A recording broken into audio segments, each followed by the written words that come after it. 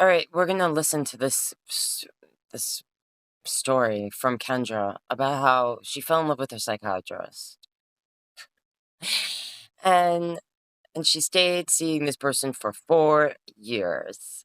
Here it is, part one. So I decided to go back on ADHD meds after many years of being off of them.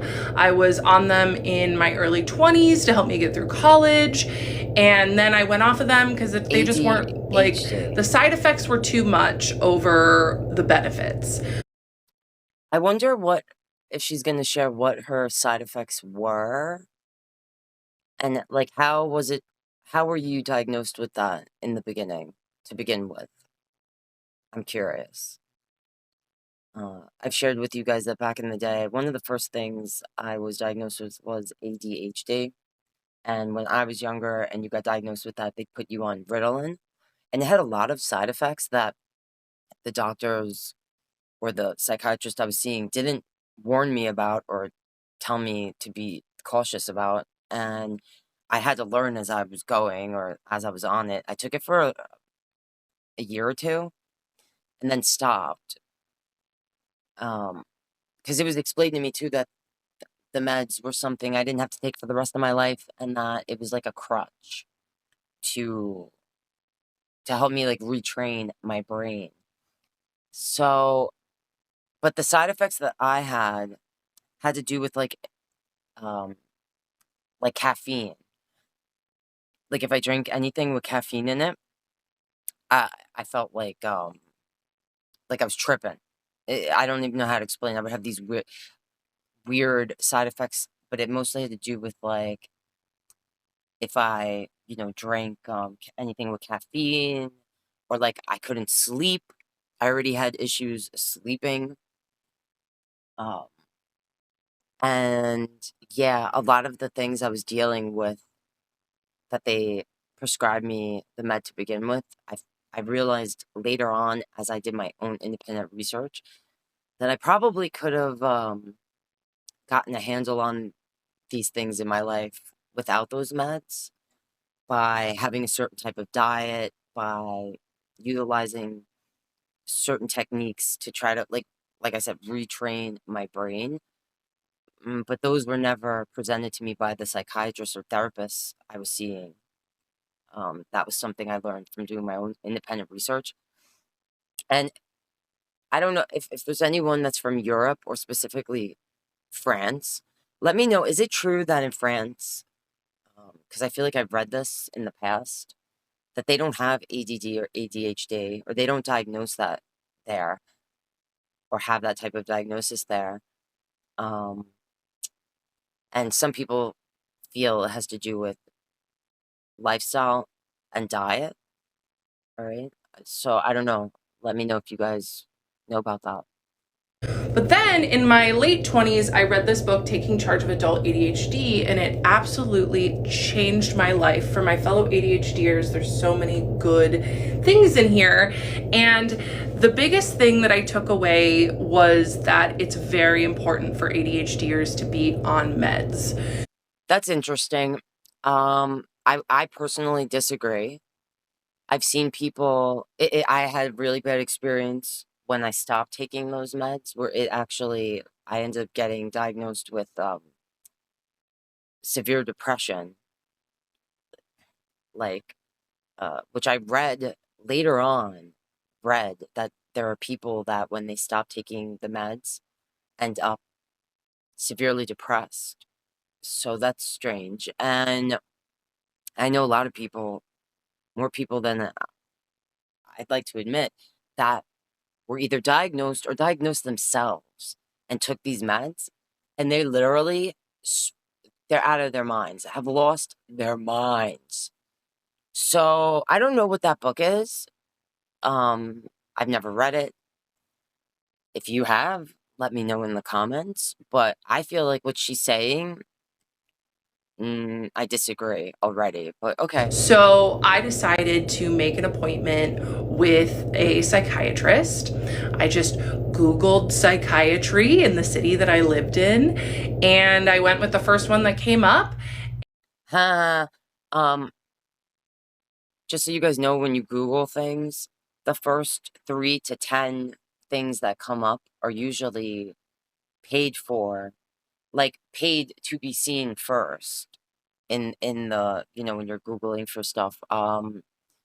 So that would worry me, that you just Googled it and the very first person that popped up, you clicked on and was like, I'm gonna go with this person. Okay, don't do that. And I got an appointment within a month. And that's weird too to me. Anyone else in therapy or seeing a psychiatrist currently or in the past got an appointment that quickly? I've never gotten an appointment that quickly. Back when, the whole world changed, when, we had to wear masks and all this stuff. I don't know what it's like in your state currently, but I remember when this was all happening a couple of years ago when it started. I tried to get an appointment. I was on a waiting list for like over a year, and I never even got to see the doctor. Long story there. I should do my own TikTok about that. But so that's interesting. So within a month, huh? Interesting. And then I booked a 90-minute intake, and I show up to the intake. I think intakes are usually, in my experience, 60 minutes, at least an hour, if not an hour and a half for the first time you're meeting them. And okay. And this man is my age, and I can't help but notice that he's pretty attractive. If I was going to therapy or seeing a psychiatrist and I felt I was close in age with that person, I don't really think the age should matter, because I've met people younger than me that are very mature, people older than me that act like they're 10 years old. So it really depends on the person and their experiences in life and things of that nature, right? But if I was attracted to my doctor, psychiatrist, therapist, I would let them know that. And if they're ethical, they're going to help. They're going to either suggest that I see someone else. Right? Okay. This psychiatrist. I fell in love with my Okay, that was I part fell in one. love with my psychiatrist, and he kept me anyway, part 2. So in this intake, I want to get to the part of the story where she tells this person that she's attracted to them or fell in love with them, and then they just keep her around anyway. Who was this person? What? talked that he was attractive in my age, but when I tell you that I've had a lot of couch time in my life, a lot of therapy, I just went right into it. I trusted him enough, of course. And normally in your intake, they're asking you very specific questions where, like, if you've been through certain experiences, all right, you're sharing it within the first like hour of meeting this person, so they can kind of figure out, like, are they a good fit for you, and what are they dealing with. A lot of times I'm not a big fan of like the intake, in my experience, because like intake, you'll go like an hour, excuse, like you're there for an hour and a half, and they're already deciding sometimes at the end of that hour, oh, here, I'm going to write you a prescription for this. An ethical psychiatrist will see you for a few sessions, 4 to 6, maybe more sessions before deciding, like, how are we going to go forth the treatment. But okay. Why wouldn't I? To tell him about my childhood trauma, my daddy issues, if you will. I feel like most of that would have been revealed during intake, like, but all right. What I had went through, all of the relationship trauma that I had. I was 6 months sober at this time, but like all of the If you were 6 months sober, I want to know if this psychiatrist specialized in when you're healing or going through that specifically. I need more background about the psychiatrist and experience or expertise. Drinking and substance use I used to do. And Because 6 months is not a long time to be. I mean, if you've been 6 months clean, congratulations, that is awesome. But that's like a lifelong thing. When you have those types of issues, what I've found is that you don't just heal from that. What my experience is that you normally trade one habit for another. So when you're in this type of personality, usually you're never going to just be like, oh, I'm not, you know, like anymore. You just learn to be turned on or give attention to what you would categorize as healthy habits as opposed to the unhealthy ones. That's my experience anyway, and with the people I've known who dealt with certain things in my life. he just listened and nodded. And that's the thing about psychiatrists, is that they're good at So if all your psychiatrist did was sit there and nod, and you just started this by saying you have so much experience with being on the couch. If your experience with being on the couch, quote unquote, is psychiatrists just staring at you and nodding, then that's not what they're supposed to do. Yeah, they're supposed to listen, make you feel heard, obviously, but it's also to help you recognize maybe a different way, like to have a different perspective, to speak to yourself differently, to maybe even guide you towards certain tools you could utilize in your healing that are separate from writing a prescription. So I'm a little confused already, but what else is new? pretending to listen.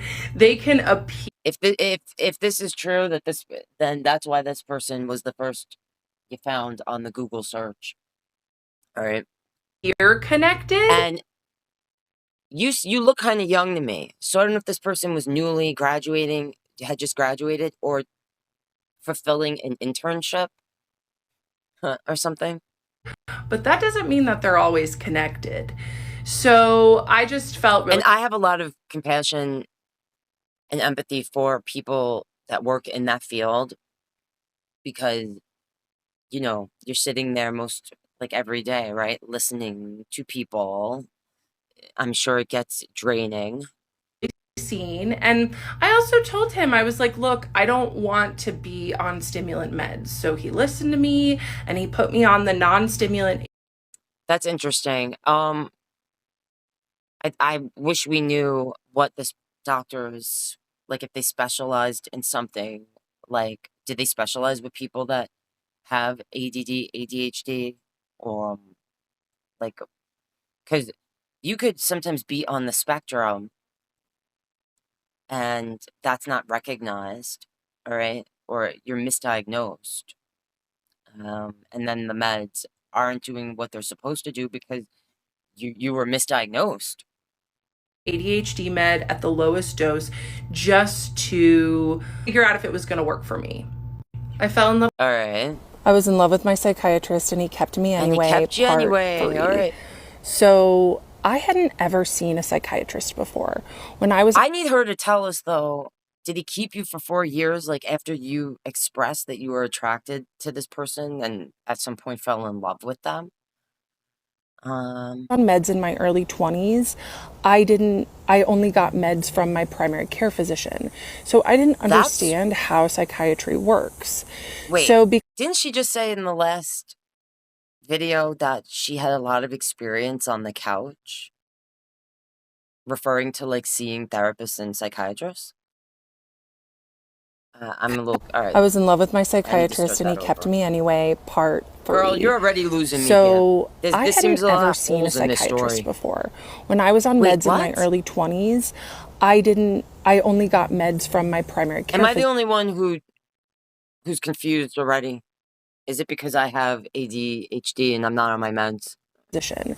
So I didn't understand how psychiatry works. And I actually think that's strange that a primary care physician can prescribe you those meds.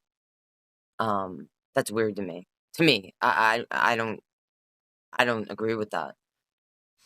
Shouldn't you be in therapy, seeing a psychiatrist? Like when in the past I was put on a lot of meds back in the day, but it started with a diagnosis of ADHD and being put on Ritalin. Um, and I was in weekly therapy, and I would see the psychiatrist once a month to give like updates or, to see what was going on with the meds, like were they doing what they were supposed to be doing. And I was also had this person just shared that they had whatever issues or they were 6 months clean. I was going through certain things at that specific time as well, and I was in outpatient group meetings, like 2 to 3 times a week, all right? Almost every day. So, all right, share more. Tell me more, Kendra. So because he was figuring out my med dose, I saw him every month, and he just made me feel And like really, your med dose should have to do with your weight, like your physical weight has to do with that. So, all right. I was his friend. He was really, really funny and Your psychiatrist is not your friend. Your psychiatrist is not your friend. I mean, I have felt close with my psychiatrist and therapist. You want to feel close with them and be comfortable, yes, but this is a professional setting. So I'm wondering if she would say to this person, "Oh, I feel like you're my friend. I'm attracted to you." Like before the I was in love with them part came about. But all right, continue. cracked jokes and told me he was impressed with my running that I would do. How would And he be impressed with your running? What do you mean? He would tell you he was impressed with the running you would do. He thought he I could see a psychiatrist saying that they're impressed that you are keeping to a schedule, especially if you're diagnosed with something like ADD, ADHD, right? Like that you're keeping to a certain schedule or that you're exercising in general because that's overall good for your mental, physical well-being and all that stuff, which comes into the emotional part. Like it's all connected. But and yeah. So of course I loved the attention that I got from him. it's almost sounding like to me, just from the little bit that I've heard so far, that you're delusional. And I don't mean to be a dick. I, I don't know how many parts are up here, but I hope we get to the part where you tell me when you actually shared with this person that that oh, we're close in age and I'm attracted to you and now I'm falling in love with you. You're my friend. A friend that you pay to listen. It's like a man who pays a woman of the night, a lady of the night, but they don't want to do physical things. They just want them to sit and listen to their problems. Like that man knows they're paying that woman to do that. Like they wouldn't be there otherwise. Do you think this person would be there otherwise if you weren't paying them? And it was in my third session with him, because at this point we were all on Zoom. All right, wait, so it's only been 3 sessions. Okay, continue, Kendra. But I asked him, I said, Kendra, I don't mean to sound like a dick, but you might need therapy. hey, do you mind if I call you by your first name? And he's Pakistani, so I said his first name wrong. And he said, well, it's pronounced this, but yes, of course you can. Why is she saying it like that? She's insinuating that he was flirting with her. Like, of course I called my therapist by the first names. I didn't think that they were in love with me. It was just a casual, like they want me to be comfortable. All right, go ahead, Kendra. And he seemed so smug and happy with himself. And I know Interesting. It's almost like you're a psychiatrist, the way you're analyzing him. that is because that was his first sign that him pretending like we're friends was working. And to be fair to me, All right. All right. I would love, I wish that this psychiatrist would share his feelings about this. If I wonder what he feels about this if he sees it. I had only ever been to therapy before. I didn't realize that, it's important to call your doctor last name. I mean, I did know that. I did it with all my other doctors, but it just... No, but you just said in that other video that when you initially got prescribed these meds, that it was by a primary care doctor. I'm a little confused if you're watching this and you're like, Melissa, you're an idiot. Tell me why. Like, what am I missing? Because she started off by saying that she got this diagnosis, took whatever meds, but then the side effects were like too much, so she stopped. Then she decided she's going to go. She starts seeing this psychiatrist that she Googles, first person that pops up, gets an appointment within 30 days, which, again, I've never experienced that. I don't know what state you live in. Maybe that's normal there, but... And then said, I had lots of experience. Did I misunderstand what she said? That she had lots of experience on the couch. But then she was like, now she's saying that, I guess she's saying that a therapist is not the same as a psychiatrist, which they're not. They're not. But in my personal experience, my therapists usually are the ones that the psychiatrists, like I said, you see them like once a month for like updating and just seeing how is the med working. And usually the psychiatrist is talking to the therapist in some sort of way, or they're exchanging notes, in my experience, to kind of like, because the psychiatrist is not sitting with you every day. So I'm wondering, how often were you actually doing sessions with this psychiatrist? Was it once a month? Because usually that's what it is. All right, I'm confused by Kendra. Showed that the boundaries were blurring, and he liked that. So from then on, All right, but that's from your perspective, and you've already said that I don't mean to sound like a dick, because I've been in therapy, like I just shared, and psychiatry, and obviously I've dealt with a lot of things in my life having to do with diagnoses of certain whatevers. But the way she's talking is making me feel like she's coming off smug to me.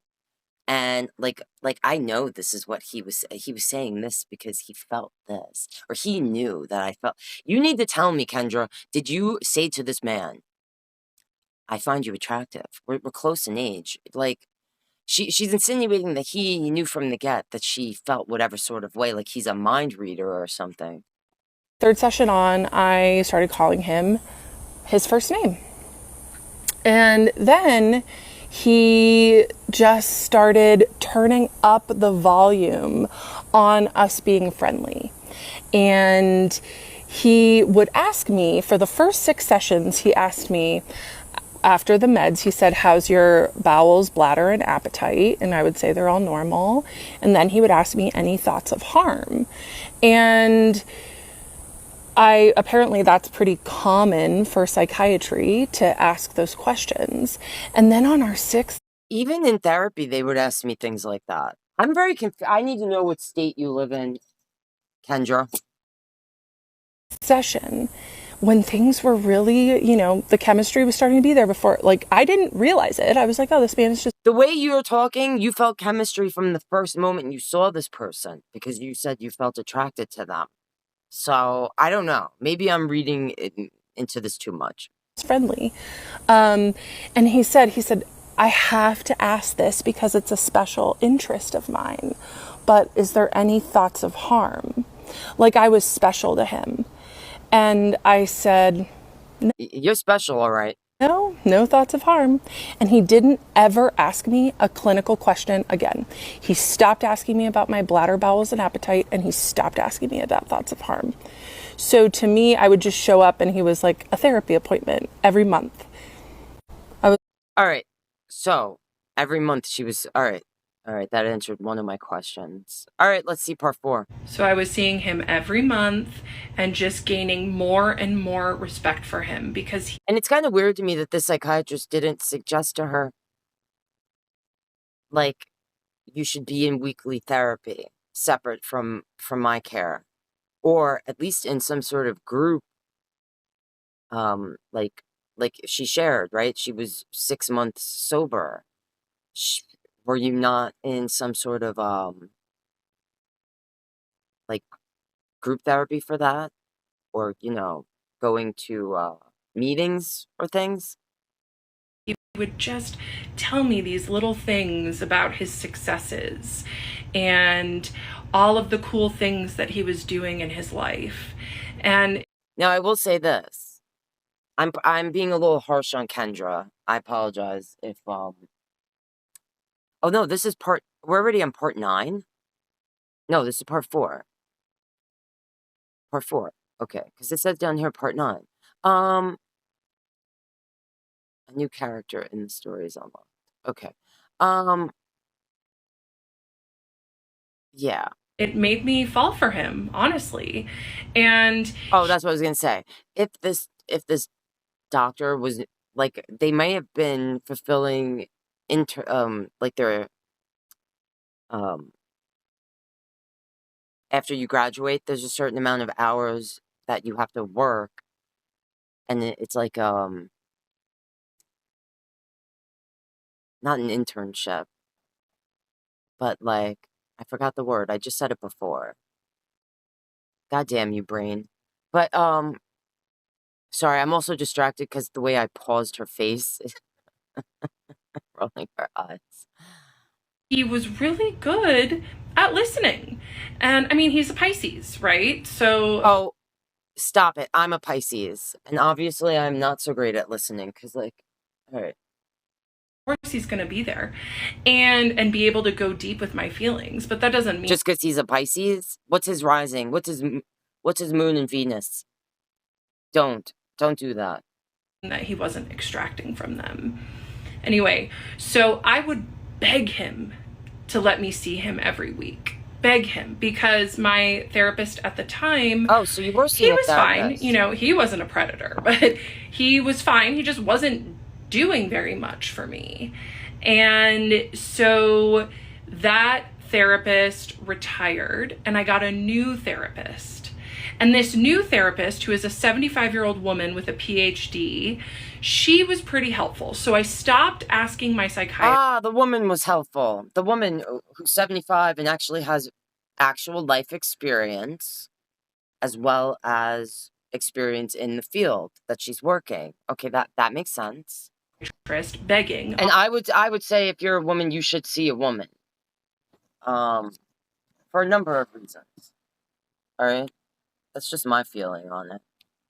And I love men. I'm not anti-man. I've had male therapists as well, and psychiatrists, men and women. And really comes down to the individual, ultimately, that individual and their personal personalities and experiences and whatever. But Honestly, to be my therapist and let me see him more, right? Which also should have been a red flag. But then I started focusing on this therapist. However, I would tell the therapist how obsessed I was with my psychiatrist.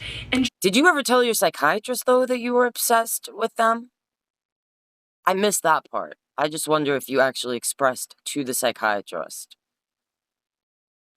she didn't do anything about it. She just was interested.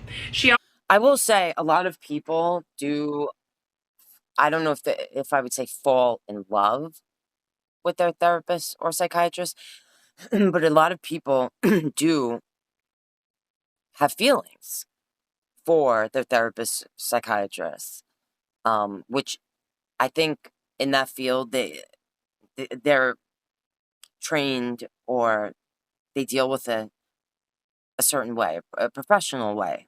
But that's not like a big surprise to them because they're sitting there, hopefully helping you, right, guide you. And for a lot of people, they're lacking that to begin with, or so, and then you're seeing someone that usually is helping you feel good.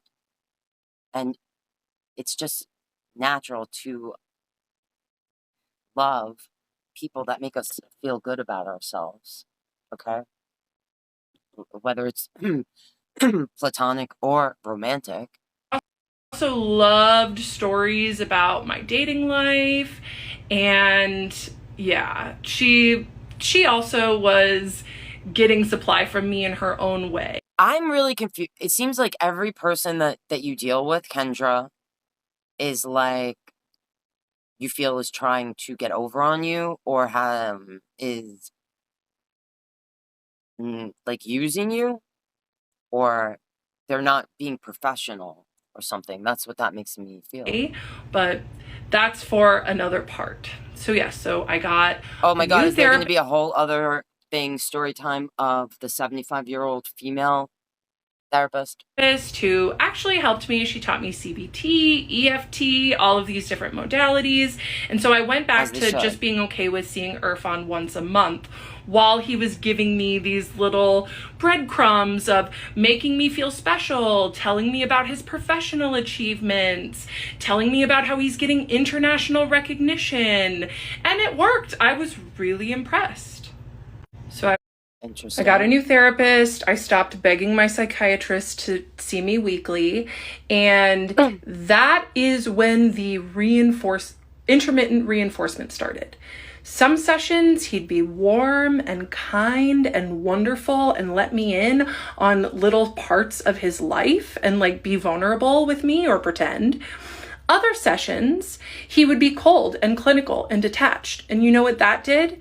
It made me work harder in our next sessions.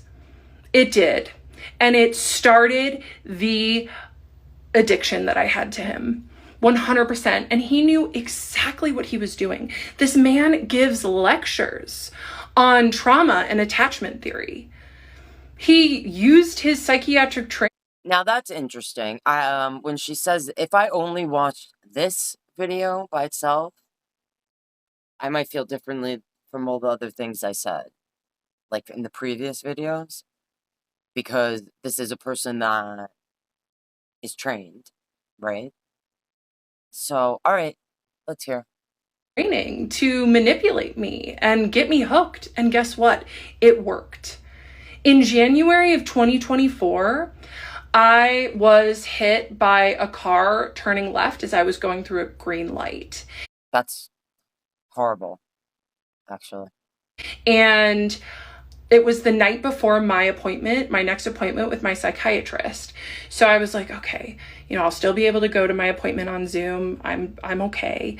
But I did make an appointment with an urgent care the next day just to get checked out. I had bruising on my abdomen and a perforated eardrum. And the provider at the urgent care said, I do not feel comfortable treating you. You were in an accident like that and you went to an urgent care? You didn't go to the hospital? That's interesting. You need to seek emergency care now. Yeah. You may be internally bleeding. Like, I don't understand. All right, anyway. But it was 11 o'clock in the morning. I thought urgent care was like for people that don't have insurance or, like they have like like they can't get to the doctor, because like you have to wait like weeks or some, months sometimes, right? Things like that. You're going to go to the emergency room or urgent care, but like if you get in a car accident, you're going to go to an emergency room, no? And my appointment with my psychiatrist was at 2. So I decided that I was going to wait so I could see my psychiatrist and not have to reschedule because I was looking forward to my appointment with him so much. I look back at that time and I'm just like, oh my God, I put my own life. She kind of sounds like the people that fall in love with their AI boyfriend or girlfriend, or like depend on the AI, that AI chat to like guide them through situations or to get advice. Under seeing him, I was fully addicted to him at this point.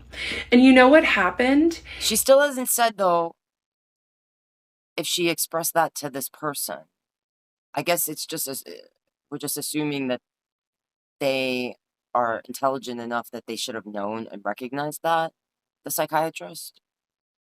is that I showed up and I told him that I may be internally bleeding, and he didn't stop the appointment. He didn't say, you need to take care of yourself, go get emergency care. He might have thought that you were someone that exaggerated situations. He may have categorized you as a pathological liar or something. I'm just making assumptions. I'm trying to play devil's advocate a little bit here for the psychiatrist. They could be a horrible person, I don't know, but Now, he let me continue and just tell him about how much I loved him. And because part of me is listening to this, and I'm like, this is her side of things. I wish I could hear the side of the other person, where where their head was at with this, or how they were viewing this person. how grateful I was for him, because that was really what most of our appointments were, is me just like pouring myself out, because he was so good at the intermittent reinforcement. Yeah, I got some warmth from him that appointment. So you're saying that in that appointment, you felt like he gave you warmth, but you just said that you expressed or shared that you were in an accident where you could be bleeding internally, that the urgent care said you should go to the emergency room. But he didn't stop the appointment. He didn't say, "Oh, you should go to the doctor." He didn't show any concern, but yet you're saying he showed warmth. I'm confused. So that was January 2023. I'm very confused by this. I also told my therapist about this. She said nothing. I got it. All right, so the therapist and the psychiatrist are both. After I risked my life to see him, that's when he really started turning up the intimacy in our. What the hell is on her face? What? Man, I feel, it's been a while since I've been in therapy, but after listening to this girl for however long this has been, I feel like I need it. Appointments. Like However, now. he was really smart and knew the professional lines like the back of his hand. So